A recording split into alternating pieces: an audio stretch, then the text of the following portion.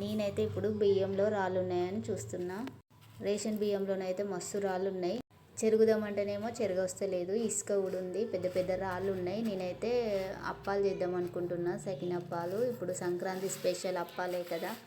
కానీ వీలవుతుందో కాదో తెలియదు. మొత్తానికైతే ఇసుక చూసి పెడితే దేనికైనా యూజ్ అవుతుంది కదా. బియ్యం పిండికైనా దేనికైనా వాడుకోవచ్చు అప్పాలు చేయకున్నా కూడా అని చూస్తున్నా. అందుకే నేనైతే ఇప్పుడు రాళ్ళు చూస్తున్నా. మెడలు నొస్తానే ఘోరంగా 2 hours పట్టింది.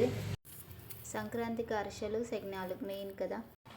ఆంధ్ర సైడ్ అయితే మంచిగా జరుపుకుంటారట సంక్రాంతి. అసలు ఆంధ్ర వాళ్ళు ఎవరన్నా ఉంటే కామెంట్ చేయండి. హౌస్ వైఫ్గా ఉండడమేమో కానీ ఏదో ఒక పని ఉంటుంది. ఇంట్లో పని ఎంత చేసినా కూడా విలువ ఉండదు కదా. అదే బయటకు పోయి ఏదో డ్యూటీ పని చేస్తే మంచిగా డబ్బులు వస్తుంది, విలువ కూడా ఉంటుంది. ఇట్లా ఎంత కష్టపడ్డా కూడా ఇంట్లో నీట్గా ఉంచుకున్నా కూడా కొంతమంది అయితే ఏదో ఒకటి వేలెత్తి ఉంచుతారు. వాళ్ళు వేలెత్తి ఉంచే వాళ్ళు కూడా ఏమన్నా చక్కగా ఉంటారంటే వాళ్ళేం చక్కగా ఉండరు. వాళ్ళు మనకంటే దరిద్రంగా ఉంటారు. కానీ మనల్ని అయితే పేర్లే పెడతారు. ఇట్లా ఉంటుంది అన్నమాట. ఆడోళ్ళకే పడదు. ఇప్పుడైతే బట్టలు ఉతుకుతున్నా. ఇదేమో పొద్దున 8:30కు నేనైతే వీడియో తీసుకున్నా. అదేమో మధ్యాహ్నం మెరగలు చూసిన అన్నమాట రైస్. పెళ్ళి కాకముందు అయితే మంచిగా స్కూల్కి వెళ్ళొచ్చి మంచిగా ఎంజాయ్ చేసేదాన్ని. పక్కింట్లో టీవీ చూసి ఒక 8 గంటలకు పోయి అన్నం తిని చక్కగా వండుకునేదాన్ని. ఇప్పుడైతే ఒక పని తర్వాత ఒక పని చేయాలని మైండ్లో అస్సలు రన్నింగ్ అయితేనే ఉంటుంది నాకు.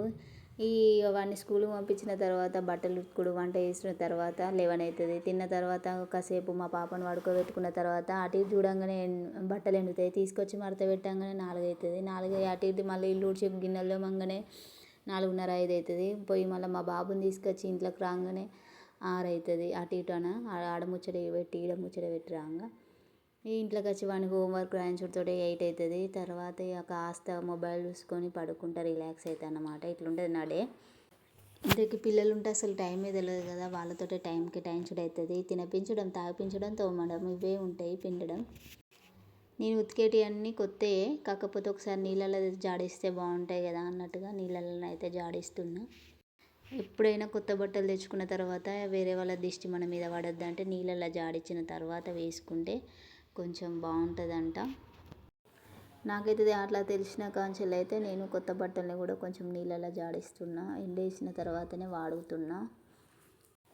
ఎన్ని చేసినా కూడా మనకు ఒక లక్ అంటూ ఉండాలి. లక్ లేకపోతే ఎన్ని చేసినా, ఎన్ని మనం పనులు చేసినా, ఎన్ని మంచి పనులు చేసినా అది మనకు సెట్ కావు. మనకు జరిగే చెడు జరుగుతూనే ఉంటుంది. ఇక అందులో నాది మేషరాశికి ఈ ఇయర్ అస్సలు బాగానే లేదు. ఇన్ని రోజులు అయితే అసలు అంతా నెగిటివ్, ఒక్కటి కూడా పాజిటివ్గా జరగలేదు. సరే పోనీ యూట్యూబ్లోనన్నా సక్సెస్ ఉంటుందా అంటే అందరు చూస్తారు కానీ సబ్స్క్రైబర్సే చేయరబ్బా. ఎందుకో మరి నన్ను చూస్తే చేయాలనిపించదో ఏమో తెలియదు. నెగిటివ్ కామెంట్స్ ఏమన్నా వస్తాయంటే అసలు ఒక్కటి కామెంట్ కూడా రాదు. నాకు వచ్చేది 4-5 లైక్లకి కామెంట్స్ ఏమొస్తాయిలే. మొత్తానికైతే ముందు అయితే మీరందరూ సపోర్ట్ చేసి ఈ వీడియో చూసిన వాళ్ళందరూ లైక్ చేసి సబ్స్క్రైబ్ చేస్తే నేను ముందుకు వెళ్తానని నేను అనుకుంటున్నాను. నా వీడియోస్ ఖచ్చితంగా మీకు నచ్చుతాయి. ఖచ్చితంగా లాంగ్ వీడియో చూడండి, మీరు సపోర్ట్ చేయండి. ఇంకా మంచి వీడియోలు అయితే చేయడానికి అయితే ట్రై చేస్తాను. నేను ఇంట్లో ఉండి ఈ 4 గోడల మధ్యలో ఉండి ఏదన్నా చేయాల్సింది ఏముంటాయండి, తోమడం, బట్టలు ఉండడం ఇవే ఉంటాయి కదా. అంతే. ఈ వీడియో నచ్చితే సబ్స్క్రైబ్ చేయొచ్చు కదా.